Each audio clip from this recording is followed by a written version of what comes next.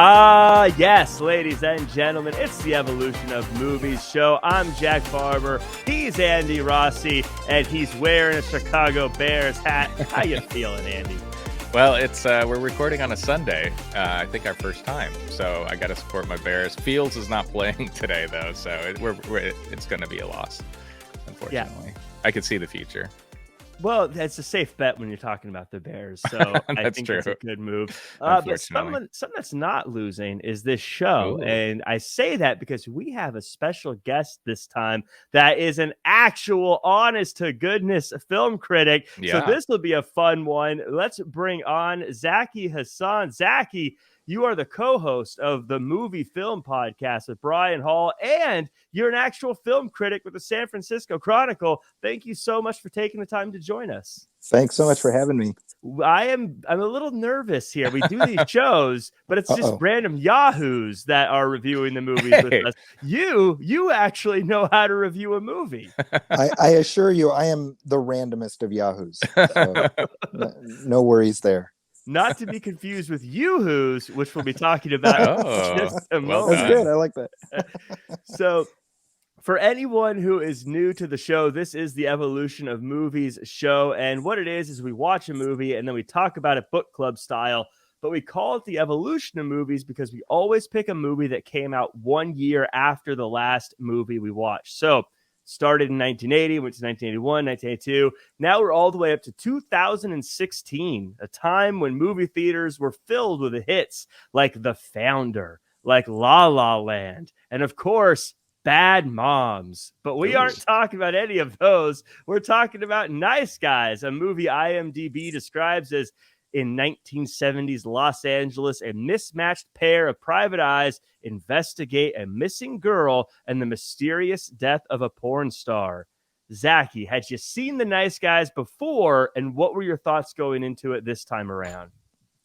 Yeah, I got to watch the press screening of it a couple of days before it came out, so I absolutely adored it, and it was absolutely crushing to watch very few people go see it. It was, but I'll tell you, it was one of those things. I was like, this movie is not going to play, and it will become a cult movie that people like years from now. People are like, hey, I just saw this movie. It's really good. So I predicted the future. I was like, that's what's going to happen here. Mm-hmm. And so, ever since then, you have people who are like, man, we should have got like 3 more Nice Guys movies. And I'm totally down with that. But I'm also like, but we got the one. And isn't that something? That's the way I look at it. Right. Sometimes it's better to quit while you're ahead, instead of making the sequel that's terrible and then it ruins the first one.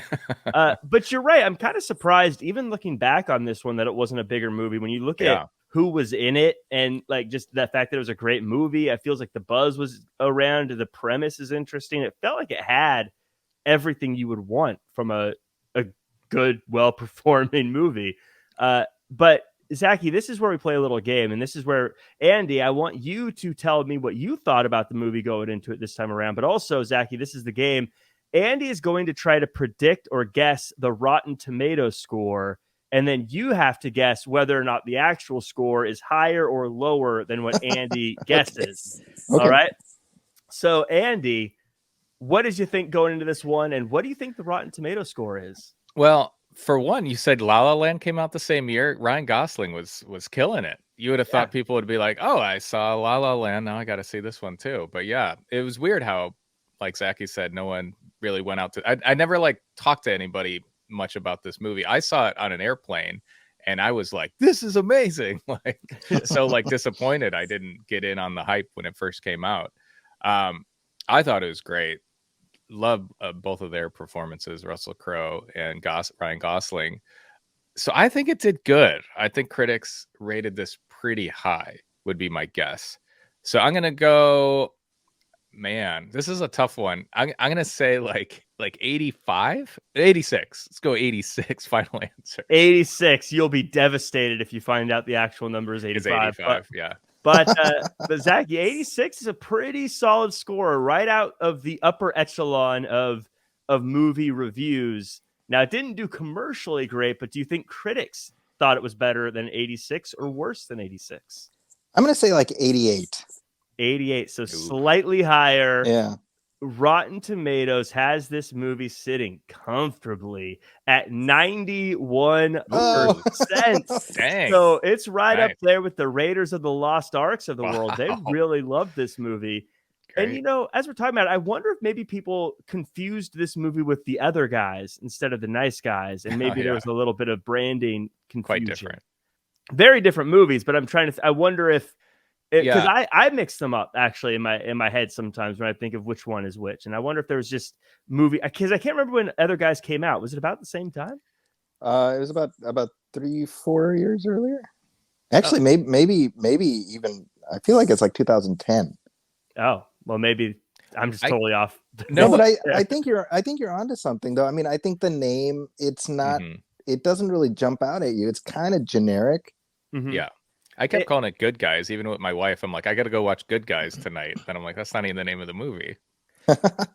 It's also one of those names that doesn't really play into the movie whatsoever. Like I would never think of them as nice guys as I'm watching this movie. But in any case, that aside, I saw it a few years ago and I really liked it. This is actually like right up my alley as far as movies I like, where you have a bunch of stuff going on, characters that are interesting, and I love the characters that just don't care about anything, and they'll just like, they don't care about being socially awkward or whatever, and that's what this movie was full of. So I really liked it. I was really glad we got to come back and watch it, and I'm excited to deep dive into it. Before we do though, as always, I like to say thank you to everyone who's listening on iHeartRadio, Spotify, Apple Podcasts, who's watching it on YouTube.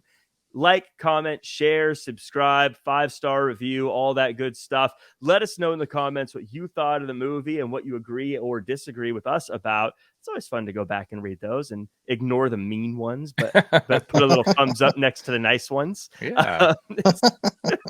Pretend the bad ones never happened. Right. So let's get into this movie, shall we? It's the 70s, and if you didn't know it, we got some 70s music to tell you that it's the 70s, but not just the 70s. It's 1977. A kid is looking at a nudie mag of Misty Mountains when a car drives through his house. The kid checks things out, and it's Misty Mountains herself dying from the fiery crash. Later, we're introduced to Jackson Healy, a guy who you hire when you need to have someone beat up, and Holland March, a PI who doesn't hesitate to take money from old ladies when he knows their case won't be solved. Amelia wants Jackson to get people to stop looking for her, and Holland is one of those people. So Jackson goes to Holland's house and beats him up until Holland decides to quit the investigation after Jackson breaks his arm. Zaki, tell us about the world we are about to inhabit and the characters that live in it. Well, we get the greatest movie scream of all time. Yes. from Ryan Gosling. I mean, so good. I think I could just watch that clip of just his arm getting broken and whatever emanates from his mouth again and again. And I think to that point, you can see why both Russell Crowe and Ryan Gosling wanted to do this movie, because it's asking them to play against their predominant, persona at the time. Yeah, that was exactly what I was thinking watching this. Is usually Ryan Gosling's Mr. Cool, and even Russell Crowe was like, he's glad. I was thinking of him as Gladiator, Right. And now they're kind of losers, and Gosling's kind of an idiot, and it was very. You're right. It was very different from what they were supposed to do. By the way, that scream. I broke my toe recently, and let me tell you, it's not an accurate scream. That's a very accurate sound you make when something like that happens. But Andy, I wanted to talk about, I guess, both these characters. Holland, he's, like I said, kind of an idiot, cuts himself breaking into a bar. Jackson's wife has left him. They're both kind of losers, but as I alluded to earlier, they're very good at their job because neither seems to care about rubbing people the wrong way. Yeah, no, it's great. I was watching just being so jealous, especially of the Ryan Gosling character. I'm like, I would love to play something like similar to this. Just his character just cracked me up the whole time. The scream was funny because my wife was like in the other room and heard the scream, and she's like, "What was that?" I'm like, "That was Ryan Gosling. That dreamboat, that was him."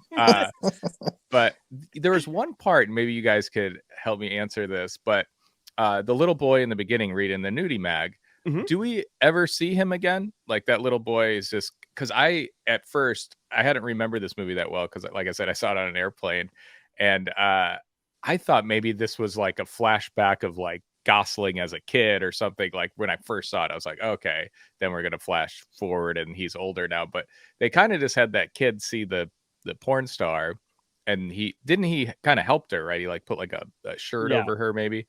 I thought that kid was going to come back. And that was the only thing in the movie that I was like, they never really came back to that. Like, why did that happen to that boy? But I guess he was just at the right ish and wrongish place at a time when, how old was that kid?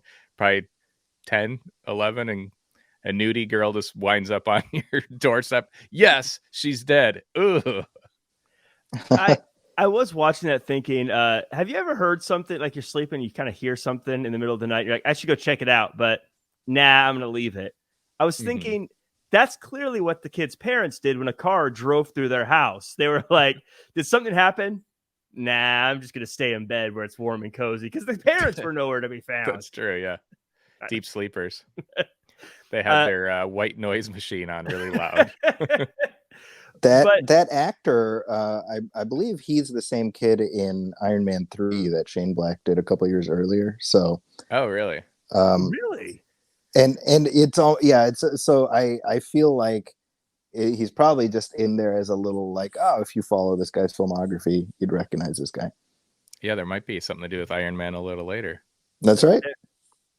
absolutely. And we have a now I did want to ask or talk real quick, and Zaki, send this to you.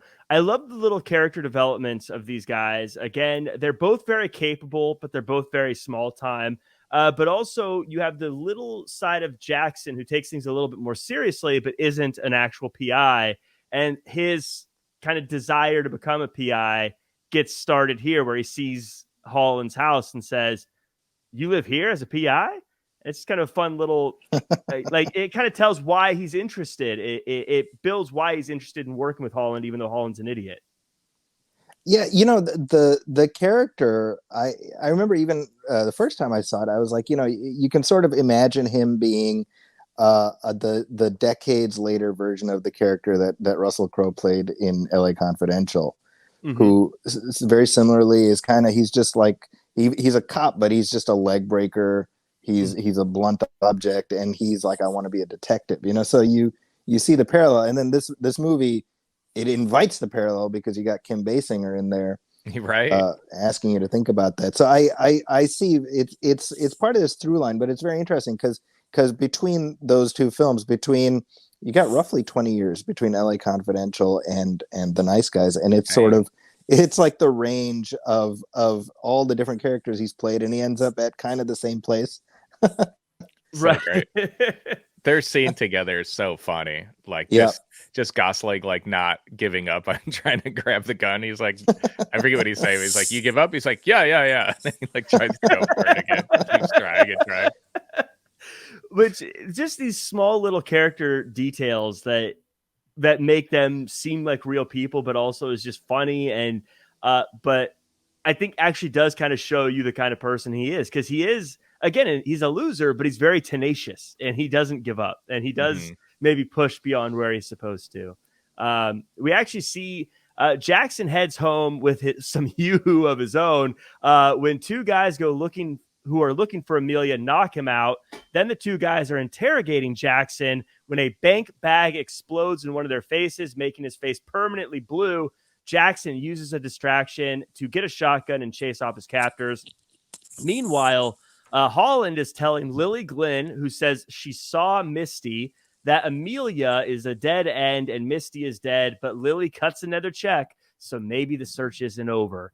Holland heads to a kid's birthday party, and while on the toilet, Jackson finds him and eventually offers him $400 to help find Amelia now that Jackson has been attacked himself. Holland explains that Misty Mountains is Lily Glenn's niece, and she thinks she saw Misty after Misty's death, but after some detective work, Holland thinks she actually just saw Amelia. Andy, I just want you to walk us through this toilet scene because this was just a delight. Hilarious. Yeah. Their scenes together are, I mean, I don't know, it's just like old school like comedy. I don't know. It's just so funny. But he's got like notebooks on his lap and he's got his gun and it's just like a whole thing because he's so vulnerable. You're on the can trying to also be tough and like trying to show Russell Crowe like he's got some balls, and then he's like, turn around, I could see you. There's a mirror here. Like, it's just so funny. I wanted to mention one more thing I forgot last time that I put in my notes. Ryan Gosling is so funny in this, I think. But one part in the very beginning that made me laugh, I wanted to make sure I mentioned, is when he puts the towel over his hand and tries to break into that bar, and then he just cuts his arm, and he's like, blood, and he winds up going to the hospital. I think that's just like a perfect way to describe his character. And I love the sound effects. You can hear the blood just squishing. So good. Because there's such a like as a film watcher, I think what makes that special is you say to yourself, like, yeah, you could wrap your hand up and punch the window, but then you see him as if you were actually trying to do that. Like, I have no idea how to do that. Right. I probably would cut my arm open. Yeah. And so it was funny, but it's almost a very real, like, yeah, that's how it would look if you tried to punch out a window. It would not go as smoothly as you think it would go. He had a great line here, Zaki, before I toss it to you. I just wanted to say, at the birthday party, one of the kids goes, "You took the Lord's name in vain." And he says, "No, I found it very useful. Okay, Janet." Janet. And it just made me giggle so much. But Zaki, I want to talk to you about when the daughter shows up, and it's Holly, Holland, and Jackson all together. And they have a lot of back and forth dialogue here. And to Andy's point, the chemistry between these three, this little group, is just so perfect. Like, they just nail it. I love this little group. Yeah, and especially the performance that Shane Black gets from Angourie Rice. I mean, I tend and I think just generally he gets good performances from kids, and I tell my partner on my show all the time that I'm averse to kids in movies. I call it dumb kid syndrome. Whenever a kid shows up and they're a little too precious, and you're like, no, that you're acting, And I think Angourie Rice she has this worldly energy, but she's still a kid, and somehow finding that balance she does end up becoming sort of the glue between Jackson and Holland, and you realize that as the movie progresses. Yeah, and I love that you say that, because you're right. Kids are kind of tricky, I think, in movies, because you're right. They do either become too cutesy or they become too smart for their own good. That's where right. You're like, come on, this is a kid. But she does a very good job of skating that line of being smart, but also she does get herself into trouble doing silly kid stuff. The last thing I want to touch on here, it makes sense. Sorry, her character makes sense that her dad is Ryan Gosling to me too. It's kind of like, yeah, she probably had to grow up pretty quick because he's such a doofus, and like, and he probably wasn't the greatest. Like, with watching her, she's probably snuck out and all that kind of stuff. But she's probably a little bit more responsible than he is the funny thing too. Yeah, but I do want to talk about Jackson a little bit. There was a little bit here where he was getting interrogated, and the guy later known as Blueface says he starts killing the fish. And Andy, this is where Jackson says, "Look, I get it. It's business. You're supposed to come here and rough me up, but now you made me angry because you killed my fish." And I felt like this was a very important character beat in showing that Jackson does have a code of ethics he lives by. Like, he doesn't take anything personal, but if you make it personal, he does live by that. I love that scene. Yeah, because he's just basically like saying, like, I get it. I know what you're trying to do. I'm involved in this world and I get it. But don't mess with my fish, man. And I was getting sad every time. I'm like, oh, his poor fish. Because you get him feeding him in the beginning. You're like, oh, look at him and his little fish. And then I started feeling bad for the fish. Yeah, that scene's great because it's kind of like, I get it. He's like, I respect you. That's your profession, is roughing people up. I'll take that. But now you just, what do you say? Now you made an enemy, with the fish stuff, which I thought was good. And Jack, trivia for you. Blueface was in a movie we just reviewed. Do you know which movie he was in? No. What one? So he was John in Southpaw that we just saw like last week. No way. Yeah, because I looked him up. Because I was looking at him, like, I couldn't tell who he was, but he was such like a gross character. I'm like, who's this guy?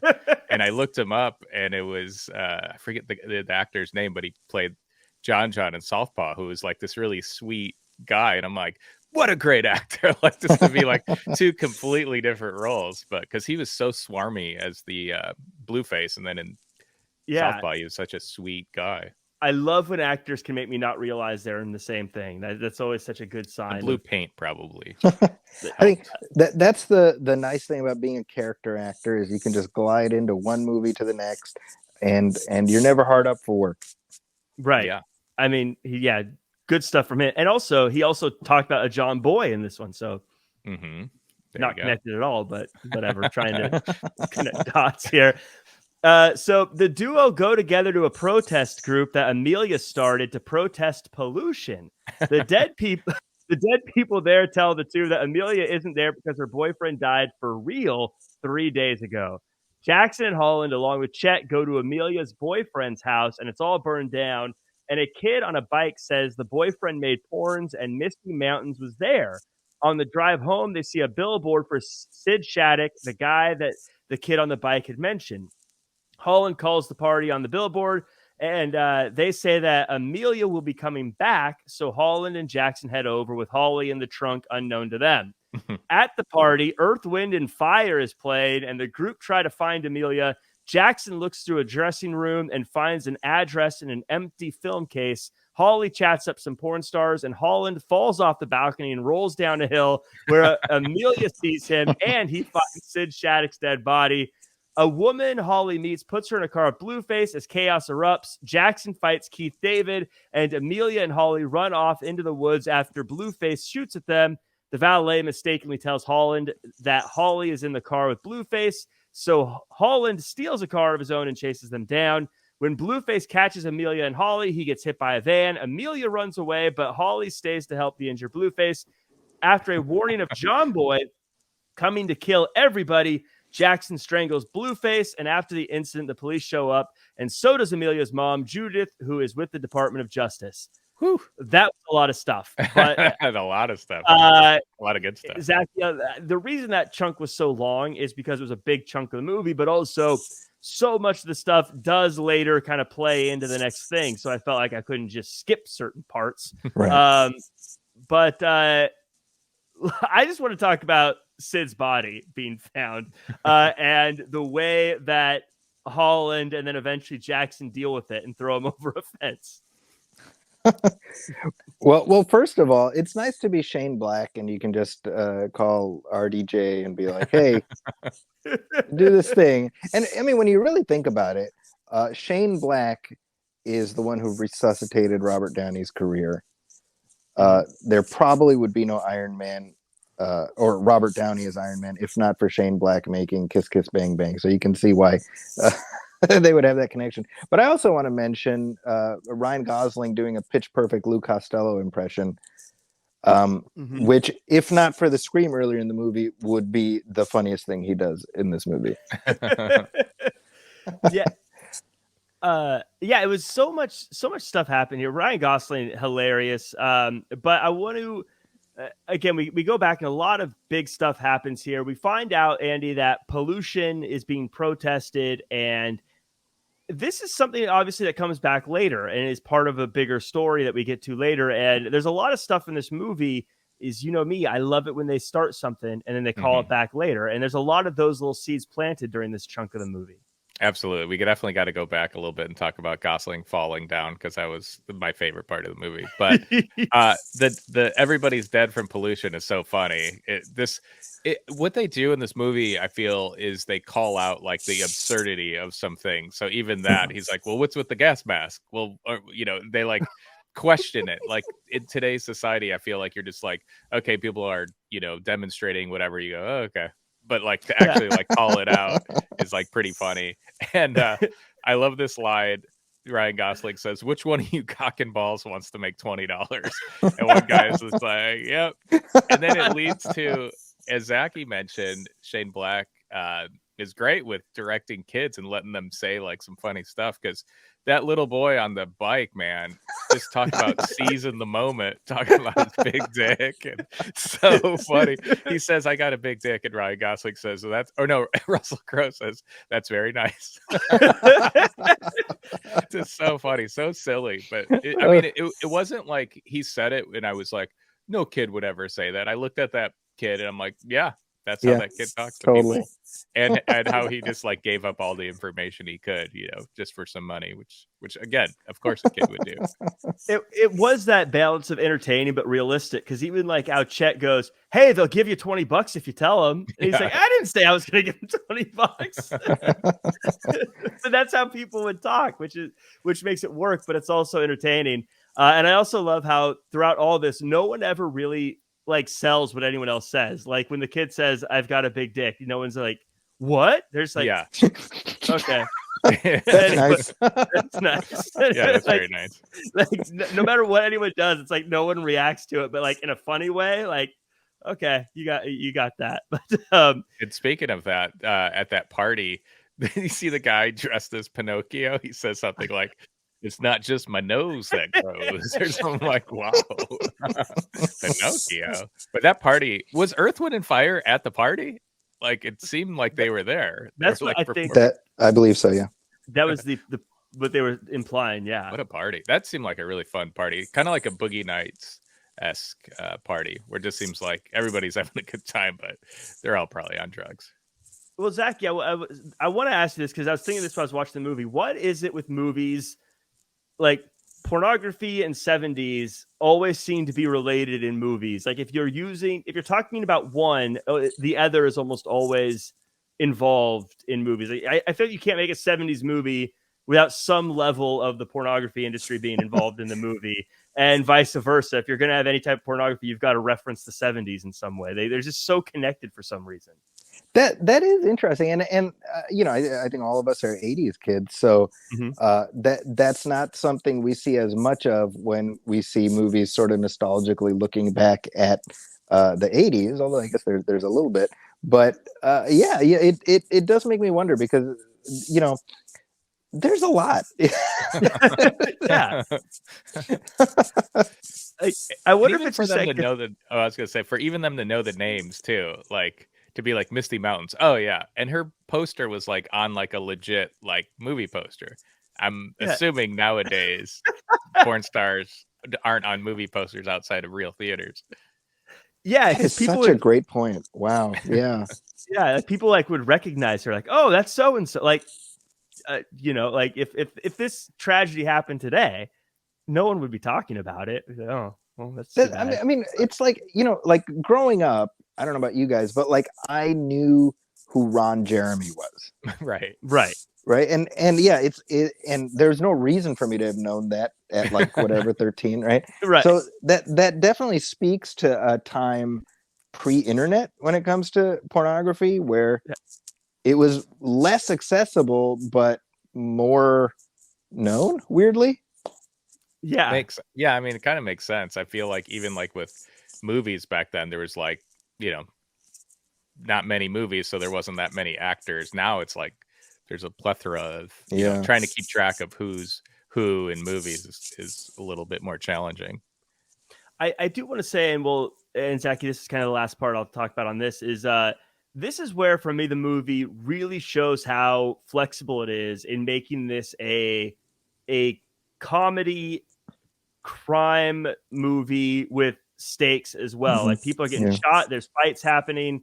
Like it's not just a goofy movie, but it's fun it does a really good job of just balancing all these different aspects into one movie. And this scene with Gosling like swimming after the mermaids, but then also finding a dead body, but it's also Robert Downey Jr. thrown over a fence, but also, you know, fighting with Keith David, David Keith or Keith David. I always mix it I up. think Keith David. There's a Keith David David. Keith there out there too.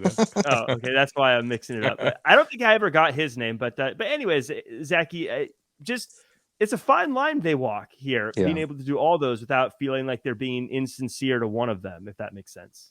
Yeah, I think what you said about stakes is so crucial, right? Like we enjoy ourselves, we laugh, but we still have to feel that there is an actual sense of danger. And I think at this point for Shane Black doing this in a movie, it's just he's adding to his own level of difficulty just to challenge himself, because he really invented the buddy movie. And I think ever since then it's like, okay, I'm going to add this factor and this factor, and you see like Kiss Kiss Bang Bang, he did one thing, and then here it's like I'm gonna, you know, it's like I'm, you know, he's juggling chainsaws while spinning plates on his head, you know, and he's just so good at it. He's just so Right. good at being able to stage all of that, you know. Well, And well, he's got two great people too. Like I wanted to talk about, you know, just the difference between Russell Crowe and Gosling. Such a great like buddy movie. I wish there was a sequel, because man, I would love to see these two again. But Ryan Gosling falling off that balcony, I laughed so hard, and I knew it was coming, but I didn't. I forgot how comical it was. Like he's like, "Go ahead, shoot me," and then, like I said, my wife was kind of walking in and out watching, and she's like, "Did he really fall?" And I'm like, "Oh yeah." And then you look, and then just the way, because it's so funny, because in most things you see, if you see somebody fall like that, they probably just fall into some bushes or something, but he like goes tumbling down this like giant hill, and then it just so happens that he loses his gun, and then he sees the girl. It's just so funny, like just very like slapsticky humor. And like Zaki mentioned, the Lou Costello kind of callback, just also funny. He just does such a great job of that. I was laughing. It was definitely like my favorite part. I just thought it was so perfect for his character. there was a great throwaway line too by Russell Crowe where he's like, "What are we gonna do?" And he's like, "Well, we're gonna throw up, and then we're gonna get rid of the body." Yeah. Oh, and when they get rid of that body, that's hilarious. Like I've never seen that in a movie, where they just throw it over a fence and it lands on like what some people like having an outdoor get together. Right? There's like, let's get out of here. Run. So it feels like the movie gets cut in half, and this is like the second part of the movie after this, where they go to Judith's office, and she tells Holland and Jackson that she is fighting Detroit in regards to catalytic converters, and is also an anti-porn advocate, which she believes has made her daughter Amelia think that Judith is trying to have Amelia killed. So Judith hires the two to find Amelia and let her know that she's not in danger, is what Judith says. The next day, Jackson shares the note he found in the film canister and says it means Amelia is getting on a flight. Holland says, no, that's actually a hotel. So they go to the hotel and they find out that the hotel is gone. So they head to the airport, and there's actually a hotel at the airport. The bartender says Amelia is up in the penthouse, and John Boy has already headed up there. The duo go up to see what's going on and decide to head back down once they see what's happening. While driving away, Amelia falls out the window and onto the hood of the car. Andy, you laughed, so I got to pass it to you here. That was one of my favorite moments, was them opening up the elevator door, seeing the violence and going, I'm good. And just going right back down. It's so great. Like I said before, that how they just call out, like, you know, the protest, you know, all these things that they just like in other movies, or even Gosling breaking the glass with the towel wrapped around his hand. All these things that you see in movies or in real life, where you just kind of go, oh yeah, I accept that. But like, you know, most movies, all the craziness is happening, and our heroes are like, let's take them out. You know, they jump in there. So I thought it was perfect for them to be like, yeah, I don't think so. I think we're gonna, you know, back, and we're gonna rethink our lives a little bit. Just such a good, little perfect nugget of those characters. And it's such a, like, it was well timed with the person going out the window as they were going down the elevator too. Like, okay, they're safe. Falling next to them.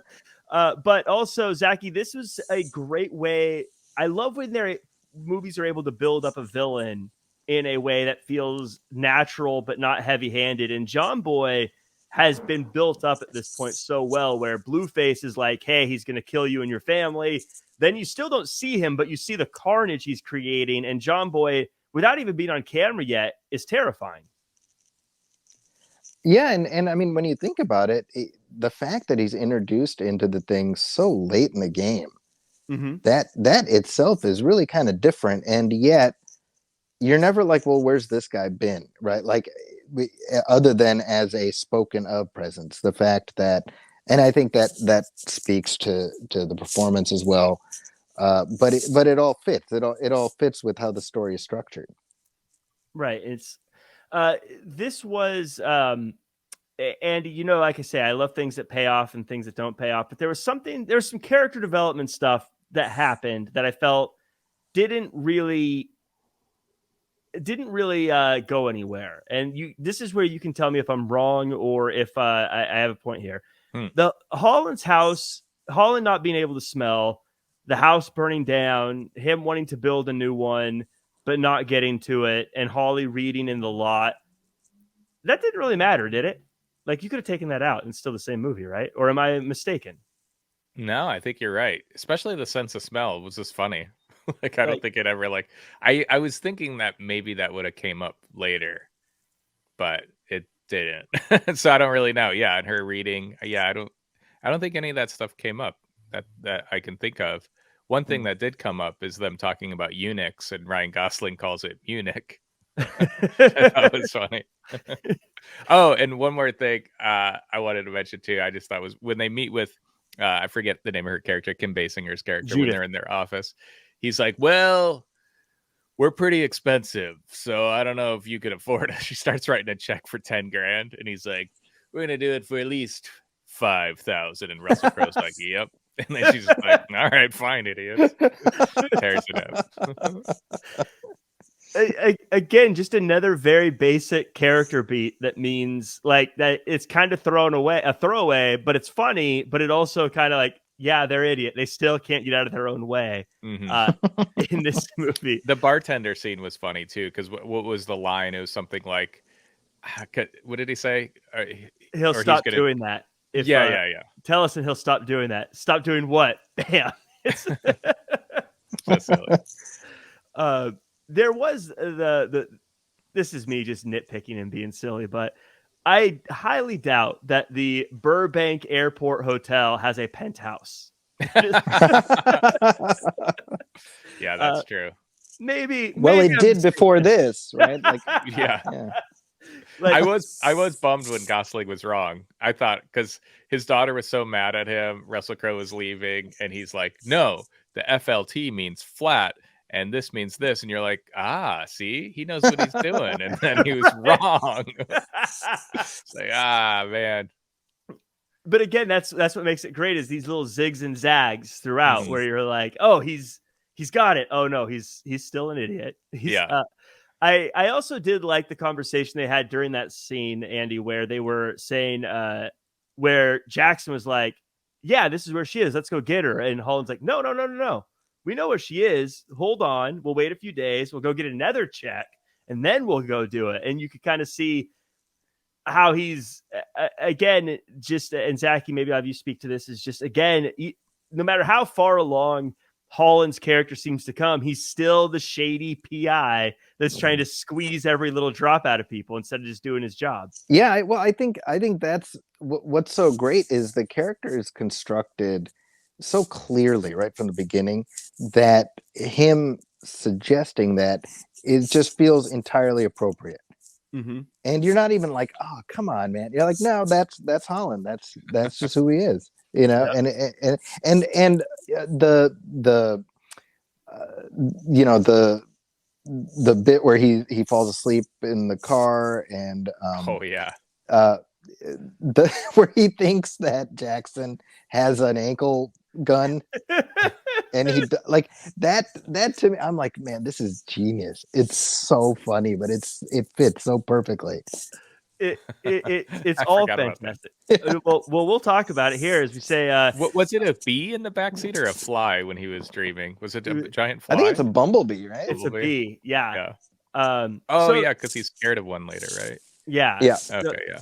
So they bring Amelia to Holland's place where she explains that she was making an experimental film that may have had some porn elements, but the story was about exposing her mom, Judith, for working with the catalytic converter people and not actually prosecuting them, which is why Judith is killing everybody. Tally calls Holland and says that Judith needs $100,000, and Tally thinks Judith might be up to something. So Holland says that he has Amelia, and Tally asks Holland to carry the 100,000 for her because she's scared to. So Holland agrees. While driving to the destination, Holland falls asleep in the car, causing a crash and all the fake money to come out, exposing that the fellas were just being lured away from the house. Back at Holland's house, John Boy shows up pretending to be a doctor, but Holly sees through it and grabs the gun from the kitchen. John Boy throws Jessica out of a window before going to his car and grabbing a machine gun from the trunk, and we have a shootout that eventually causes Amelia to run away. But before she does get away, John Boy shoots her in the street and kills her. Andy,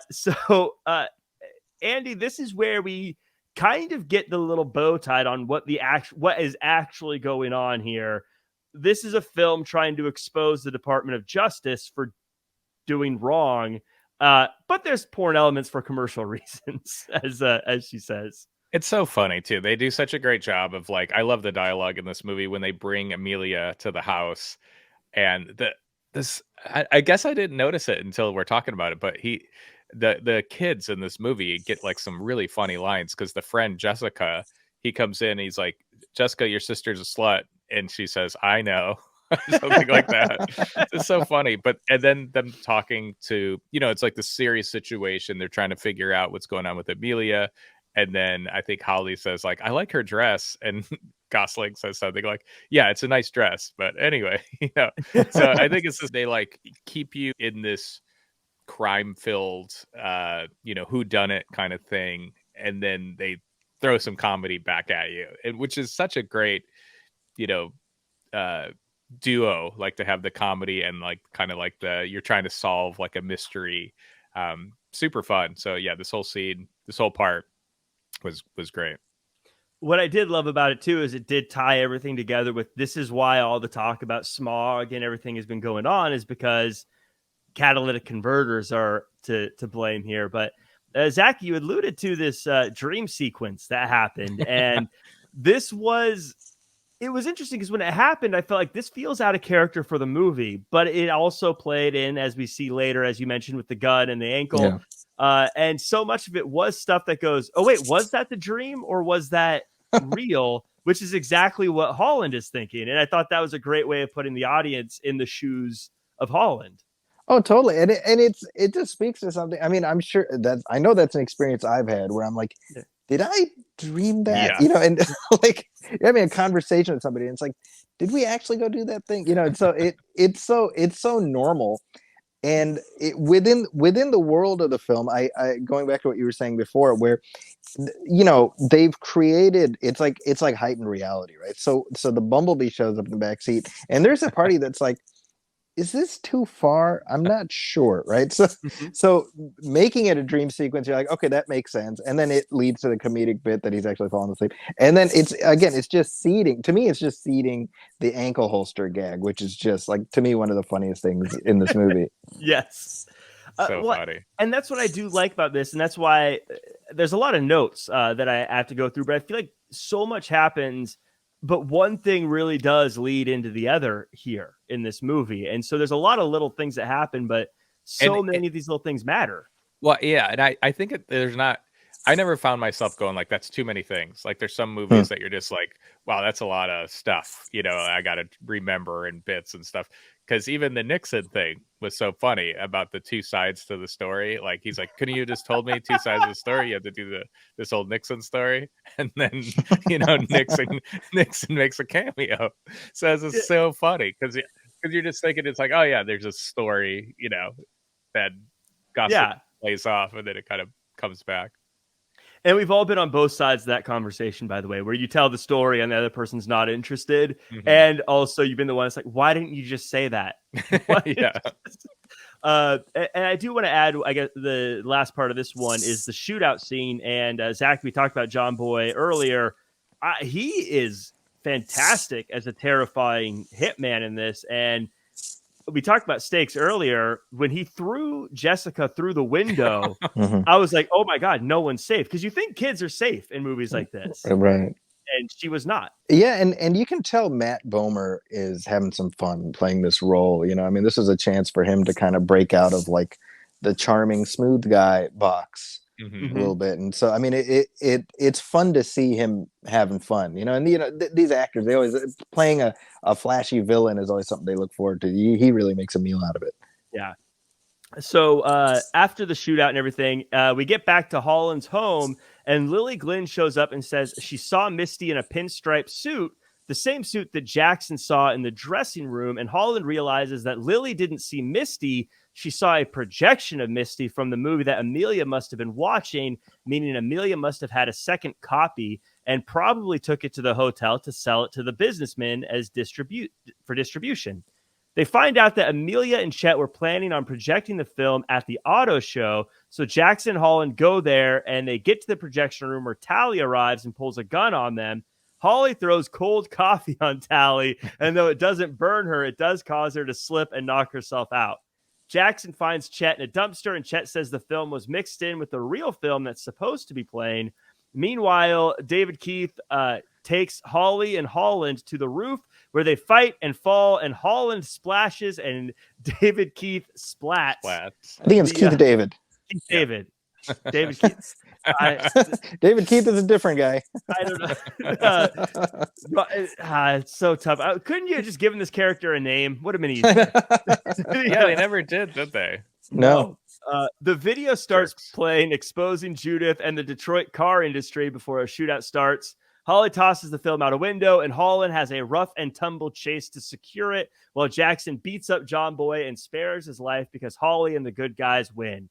In court, Judith tells the duo that the Detroit will never lose, and there will be another just like her. And she's right. The car industry gets off scot-free, but there's no time to think about it. The nice guys have a new case in Glendale to move on to. So this is kind of everything tied up in a bow, Zaki. This was, to me, a perfect way to just, I feel like everything they built up paid off. And I was just very happy with the way this all turned out.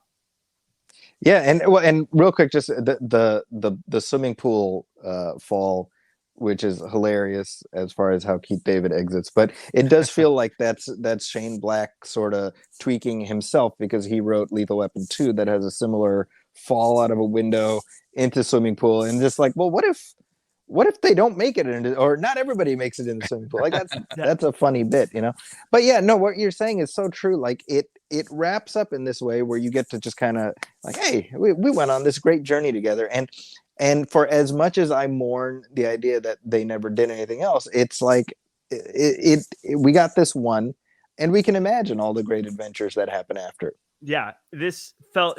I agree. I think that I would have loved a sequel, but at the same time, again, I'm kind of glad they didn't do one that ruined it, and then maybe look back at this one poorly.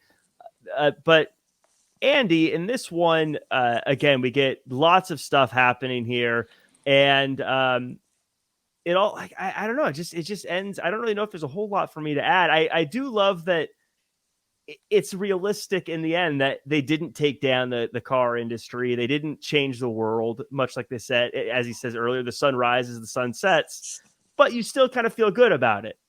Yeah. And some things came back again. Like they show throughout the film that Ryan Gosling is going to bars during the day. He's irresponsible. He's drinking at that party. Him trying to ask about Amelia at that party is so funny. Mm-hmm. And here he is again. I'm doing air quotes. He's drunk again. And it's just a ploy that they think he's drunk. And then he's like, duck. And as a viewer, you probably know he's just messing around being drunk, but maybe not. Maybe you don't quite know. So I thought that was cool for them to bring that back. And you're like, you might think, oh God, here he is. He's drunk again. But then he prevails. And one thing I wanted to mention, I just thought was cool serendipity is LA Auto Show. I'm going to the LA Auto Show today. So Wow. it just so happened that was the movie I watched. I was telling my wife, I'm like, oh my God, they're at the Eliana show. We're going tomorrow. So Are you going to be exposing any catalytic converter I'm issues? going to think about it now. I'm going to be looking around. One of my favorite bits from this whole scene is, and I love that they call it out, and Zaki, this is something you've mentioned before where they call out certain things, is I love how Russell Crowe's like, did you fall again? He's like, yeah, I think I'm invincible. That's the only explanation, because all this stuff keeps happening and he does keep surviving. Yeah. I like that he's called out like, yeah, I don't think I can die. I think it's Yeah, gonna he's be falling glass and falling in pools. Yeah. because it's like right after that he got shot in the canister, the film canister, and that protects him, and he falls again, and like things keep happening, but he never gets hurt. He gets hurt, but he doesn't get injured. I was just thinking, speaking of getting thrown through glass, when Jessica gets thrown through glass, when we see her again, is she even like bloodied or anything? She seems just like bummed out. Like, I'd she be just bummed got out thrown too if I got thrown through. Yeah, but wouldn't you be like cut? Like, you know, your face would be all cut up. She's just kind of like, ah, man. That would have been a kind of a fun callback if Holland was to be like, you went through glass and you didn't get cut? Huh. I did think though the bee, because he did get scared by the bee at the end, and I just want to pose this to either of you guys. Was there something that built up? Was it just the dream and then the bee at the bar, or was there another bee issue that was I missed? I didn't understand the connection to bees in this one. Like, was he ever stung, or did something happen with a bee that like made it? I didn't even know it was a bee in the back seat till today. So Oh, I thought it was a big fly. I don't think so. I think what you see is what you get. Yeah. Well, it's still fun, so I'm okay with it. But that does it for the show. Zaki, you get the last word, so we're kind of go around the horn though and get everyone's final thoughts. Again, this is one that Zaki said at the top, you wish more people had seen it. I do too. This was really fun to go back and watch. I was thinking you could turn this into a TV series. You could do a sequel movie. I just love the setup and the world that they've created here. And I think if they did a sequel today, you still could. I mean, say it's 10 years later or whatever, but I really love this, and I love getting to go back and view it. This was a really fun one for me. Andy, what did you think? Yeah, I agree with what you said, and the characters are so good in this. Like the whole time, I was just like chuckling and like really enjoying like the writing of it as well. And Russell Crowe and Ryan Gosling, just them two together, along with the daughter. What was her name again, Zaki? The daughter of Gosling. Oh, Angourie Rice. Yeah, she's so good. Just the three of them. Like, I would definitely. I was kind of like bummed knowing the movie was coming to an end. I'm like, I like their adventures, you know, the three of them. So I would have loved to have seen a sequel, but yeah, you never know. A sequel might have not panned out as well. But it is funny though. I think maybe it is just the title, like the title "Nice Guys," just didn't really. I don't know. I guess wasn't that memorable. But yeah. I don't know if that was the issue, or maybe it just didn't get enough, marketing or whatnot. But it was great. I really wish more people would have saw it. Yeah, well, hopefully they do now. But Zaki, any final thoughts on this one as we wrap it up? Well, if anybody listening to this has seen this but not seen other Shane Black films, I would highly recommend Kiss Kiss Bang Bang, which is kind of it's like a perfect 1-2 punch between these two movies. If you want to look at and hell, throw in the first Lethal Weapon, you get like a trilogy of great buddy movies. Yeah, Kiss Kiss Bang Bang I watched years ago now, but it was I had no idea what it was, and I just kind of randomly rented it, and I was blown away by how much fun that one was. Speaking of that, so Val Kilmer is in that. Val Kilmer's son was Chet in this movie. That's right. I didn't realize that until I was like curious about that kid. I'm like, who is this Chet guy? Actually, Val Kilmer's son also narrated a documentary about Val Kilmer called Val that's on Amazon Prime, which if you haven't seen it, I highly, highly, highly recommend it. It's fantastic because Kilmer, he filmed his career. He would go around with like his own personal camera throughout his career, so you get these great behind the scenes vignettes, and his son speaking as his father is talking through it. It's very moving. Yeah, I got to see that. I've been hearing about it. Yeah, that sounds amazing. I definitely have to check that out. But that does it for that does it for this episode. But before we go, Zaki, we like to play a little game. Well, Andy plays the game. Basically, we just want to see if he can do 6 degrees of Kevin Bacon with someone from this movie. I feel like this is going to be an easy one, Andy, but can you do it? Yeah, it is pretty easy. Yeah, Ryan Gosling is in Crazy Stupid Love with Kevin Bacon. There you go. Bing, It's a bang, quickie. boom. Easy. So that does it for this episode. We go to 2017 for the next one, where we're going to review Baby Driver. Then 2018, where we're going to chat about Into the Spider-Verse. And then 2019, Once Upon a Time in Hollywood. I feel like we got a bunch of crime movies with a cartoon. Yeah. But Love it. should be fun one. My name's Jack Farmer. You can find me at Real Jack Farmer across all social media. Andy, where can the world find you and everything you're working on? Yeah, you can find me at Just Andy Rossi. And Zaki, thank you so much for being on. This was a really fun one. I loved having your input. But for everyone who is finding out about you for the first time, where can the world find you and all the other stuff you're working on? Well, you can find me on Twitter for the time being at Zaki's Corner. That's ZAKIS Corner. And I have preemptively been saving that handle on other social media apps. So if you look around Instagram, et cetera, you can, I'll be on Twitter for however much longer that's a thing, which I guess it's up in the air. Let's see how well this comes. Yeah, exactly. And of course, I'm at the San Francisco Chronicle, where I have a review of the movie Devotion up right now, and coming up I have an interview with Warwick Davis and Jonathan Kasdan about the new Willow series on Disney Plus. Speaking of Val Kilmer, the new Willow series, I don't think he's in it though. But in any case, I was trying to tie it together. Willow, he's remembered in the series. He's mentioned constantly. So Willow, one of my childhood favorites. Mad Mardigan was a favorite of mine in the day. But that does it for us. Zaki, again, thank you so much for taking the time and being on the show. Thank you to everyone who has watched. That does it for us, and we'll see you all again next year.